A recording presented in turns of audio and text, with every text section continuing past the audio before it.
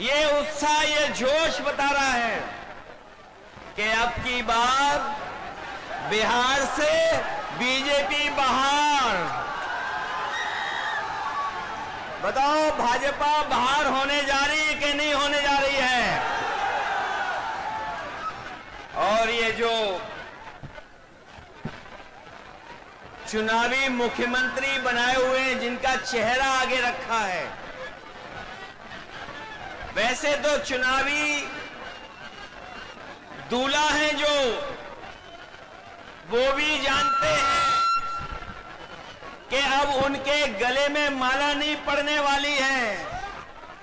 इसीलिए आपने देखा होगा कि वो न जाने कहां किस किस के गले में माला डाल रहे हैं, क्योंकि उन्हें भी पता है कि मुख्यमंत्री बनने नहीं जा रहे हैं। ये भारतीय जनता पार्टी ये इस्तेमाली पार्टी है, ये लोगों को इस्तेमाल करती है। इस्तेमाल करने के बाद उनको बर्बाद करने का काम करती है। इसलिए ये चुनाव जो बिहार का होने जा रहा है, ये नौकरी बनाम भाजपा का चुनाव है।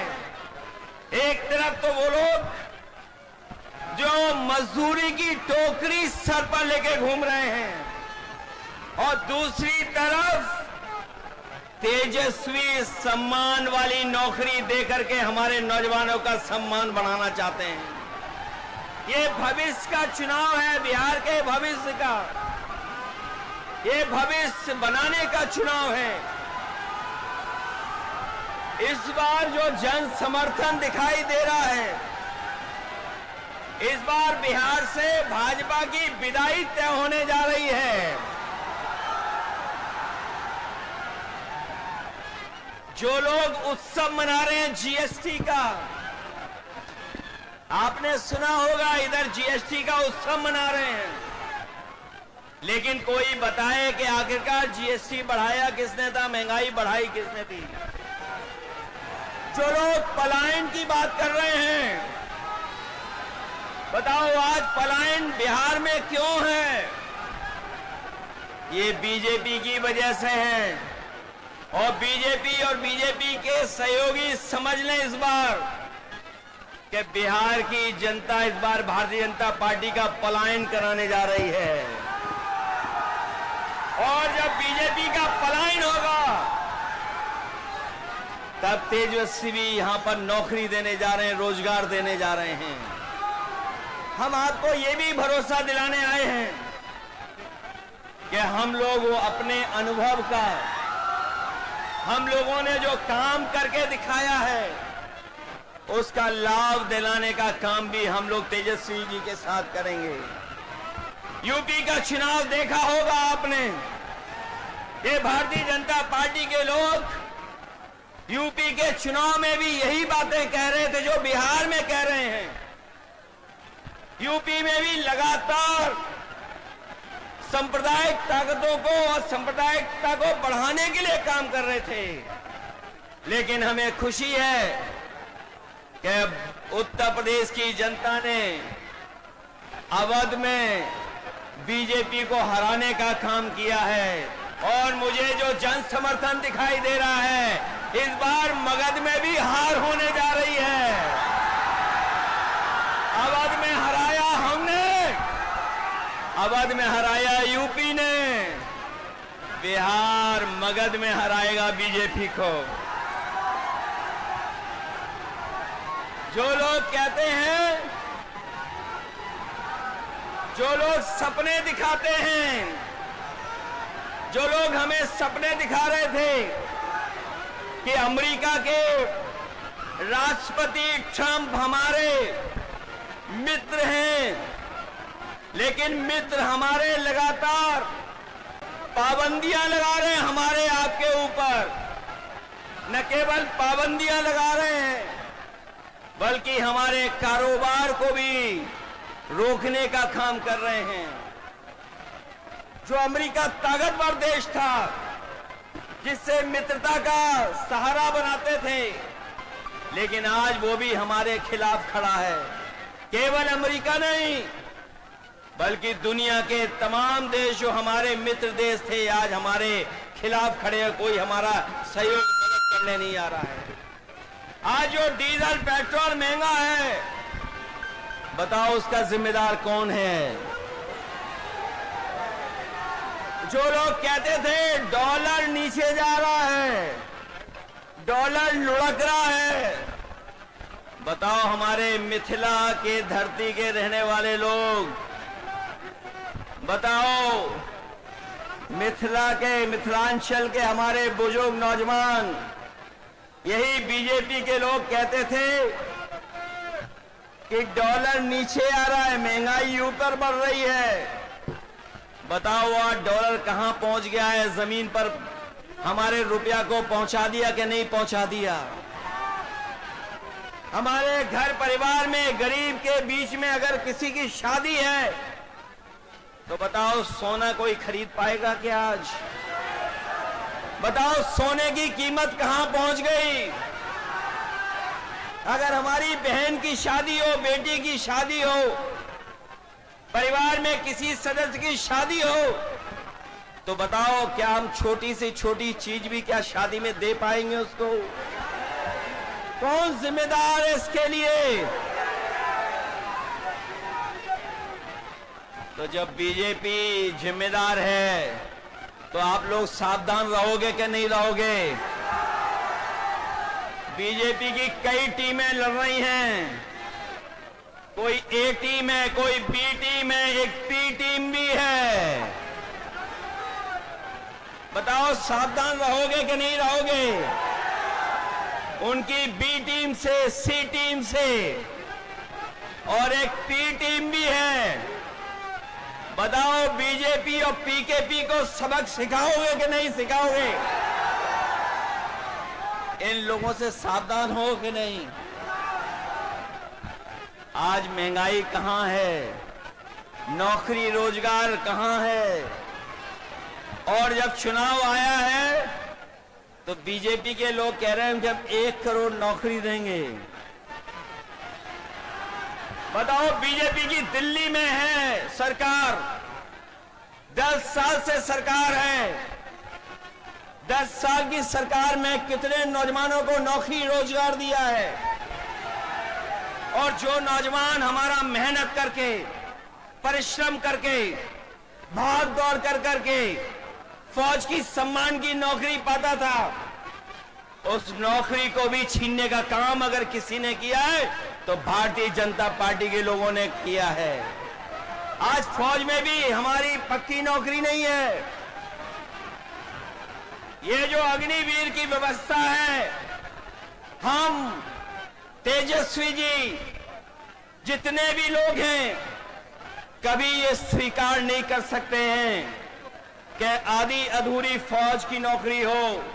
हम आपको भरोसा दिलाते हैं, तेजस्वी जी ने जो प्रण लिया है वो हम आपको याद दिलाते हैं।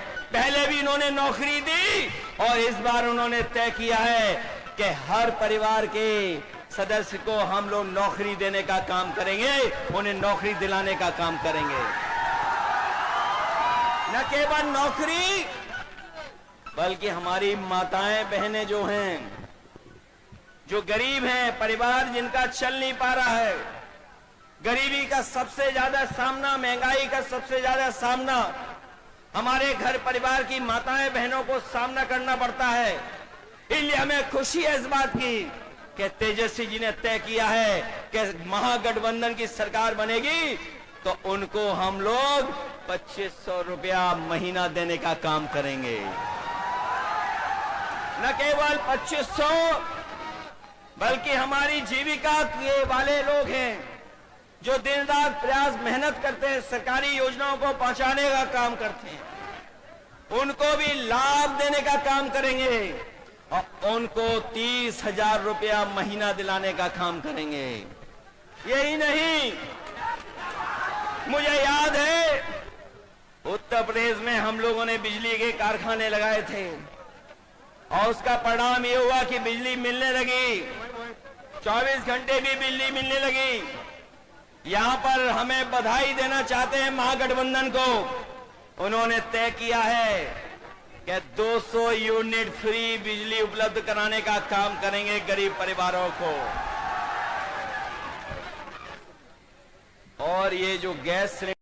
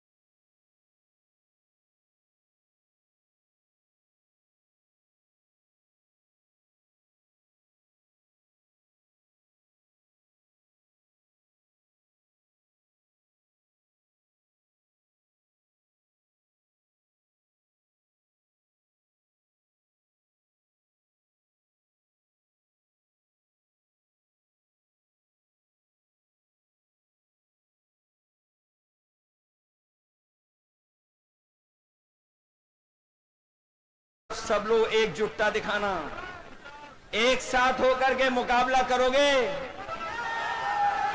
मुकाबला एक साथ करोगे मिलकर के। ये तो जोश उत्साह बता रहा है कि इस बार भारतीय जनता पार्टी का यहां से पलायन होने जा रहा है। बिहार का भविष्य बनाओगे आप लोग, रोजगार के लिए वोट देंगे, हर घर परिवार की नौकरी के लिए वोट देंगे और 500 रुपए सिलेंडर कराने के लिए वोट देंगे कि नहीं देंगे? और झूठों को सबक सिखाओगे। ये बात तो जानते ही होंगे कि अब वो मुख्यमंत्री भी बनेंगे जो मुख्यमंत्री हैं। बताओ वो चुनावी दूल्हा है कि नहीं है? और वो चुनावी दूल्हा भी ये जानते हैं कि इस बार उन्हें माला कोई नहीं डालेगा, इसीलिए वो माला खुद ही डाल ले दूसरों को। ये बात तो समझ गए। और अगर नहीं समझे हो तो बताओ महाराष्ट्र में क्या हुआ? बताओ, जिसको मुख्यमंत्री के नाम से चुनाव लड़े लेकिन बीजेपी ने उनको मुख्यमंत्री नहीं बनाया, मध्य प्रदेश में भी नहीं बनाया, बिहार में भी नहीं बनाएंगे। इसलिए महागठबंधन के लोगों, हम आपसे अपील करना चाहते हैं कि इस चुनाव को अपना चुनाव समझना, अपने भविष्य का चुनाव समझना, अपने नौजवानों की तरक्की और खुशहाली का चुनाव समझना और इस देश को बनाने के लिए चुनाव समझना। क्योंकि बिहार का परिणाम ही दिल्ली की सरकार को हिला देगा, सरकार नहीं चलने वाली। बताओ, बिहार से हारने के बाद दिल्ली की सरकार कैसे चलेगी? बताओ। इसलिए बिहार के लोग न केवल यूपी का भविष्य बनाएंगे, बिहार का भविष्य बनाएंगे, बल्कि देश का भी भविष्य बनाने का काम करेंगे। इसलिए नया अध्याय लिखिए और अपनी सरकार बनवाइए, अपनी सरकार बनाइए। कभी सांप्रदायिकता ने मुकाबला नहीं किया, सांप्रदायिकता ने कभी यहां पर जीतने का काम नहीं किया है। हमेशा बिहार ने सांप्रदायिकता को हराया है।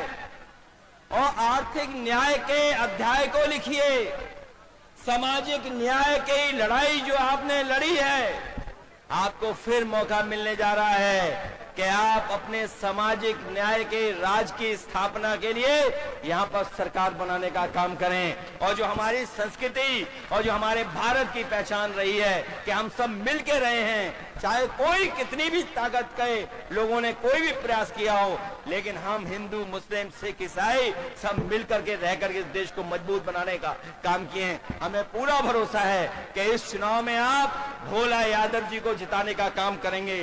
इसके साथ साथ हमारे दूसरे प्रत्याशी हैं जो संतोष कुशवाहा जी जिनके कार्यक्रम में मैं नहीं पहुंच पाया मौसम की वजह से, पूर्णिया के हमारे महागठबंधन के प्रत्याशी हैं, उनको भी जिताना। वहीं अरुण कुशवाहा हैं जो महागठबंधन के प्रत्याशी हैं, उनकी भी मदद करना और साथ ही साथ भोला यादव जी को ऐतिहासिक वोटों से जिताने का काम करना।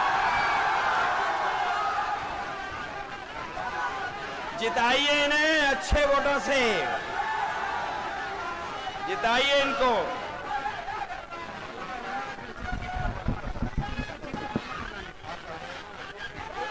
एक बार तालियां बजाकर स्वागत करिए आदरणीय अखिलेश यादव जी का, जोरदार स्वागत।